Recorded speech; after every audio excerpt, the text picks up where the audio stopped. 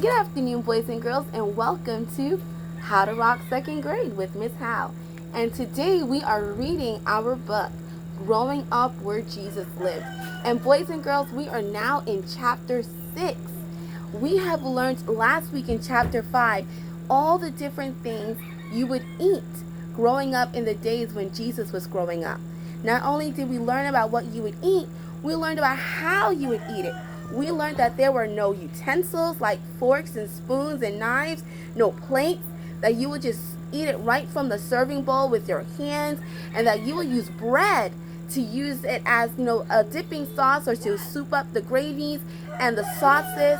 We also learned that we would wash our hands from a pitcher, not from a sink, that somebody would pour water over our hands into a bowl before we ate and after we ate. We learned that a father and a brother would eat before the ladies because they were the head of the household. Now we're going to learn about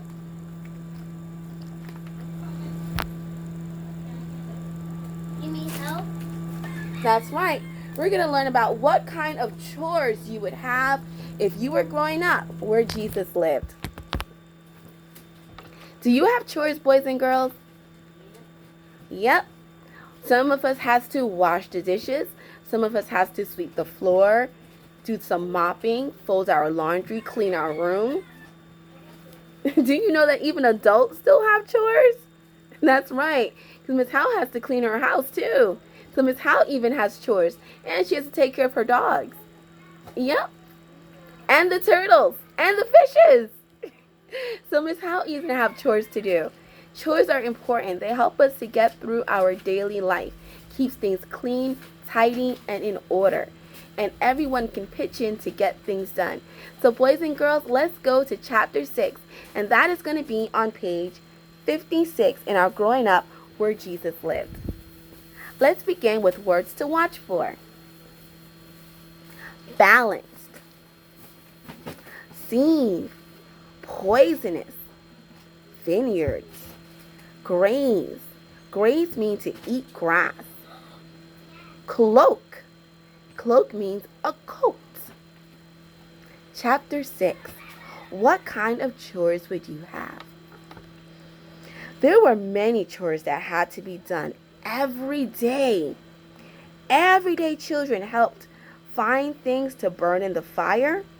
It was hard to find enough sticks. Sometimes dried grass, flowers, or thorns had to be used. If you were a girl, you would learn how to get water from the well. Every evening, you would take a big pottery pitcher, a leather bucket, and a rope with you to the well. You would tie the rope to the leather bucket and let the bucket down into the water.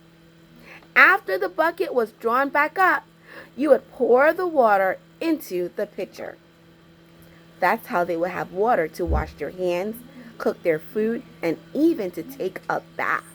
So that chore was so important. Now, boys and girls, we have gotten to a gem. So let's go to the back of our book. Let's dig up those treasures in the Word of God and go all the way to gem number 17.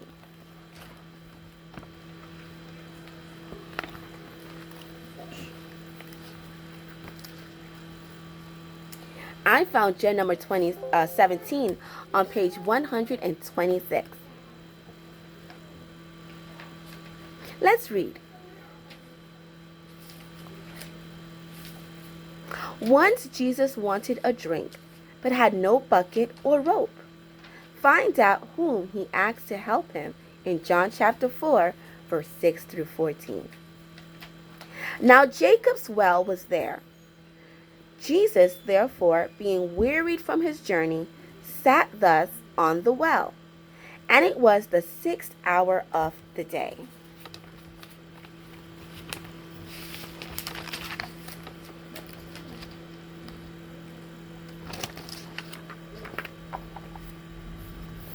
There cometh a woman of Samaria to draw water.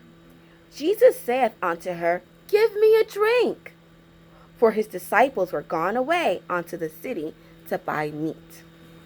Then saith the woman of Samaria unto him, How is it that thou, being a Jew, askest a drink of me, which am a woman of Samaria?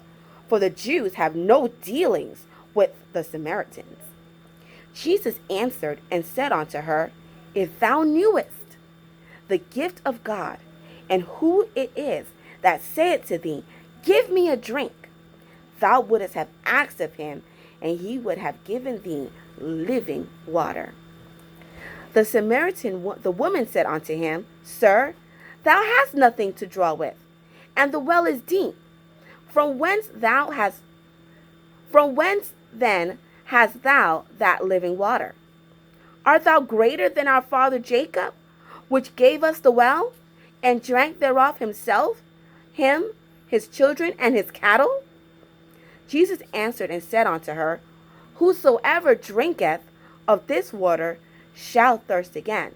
But whosoever drinketh of the water that I shall give him shall never thirst. But the water that I shall give him shall be in him a well of water springing up into everlasting life.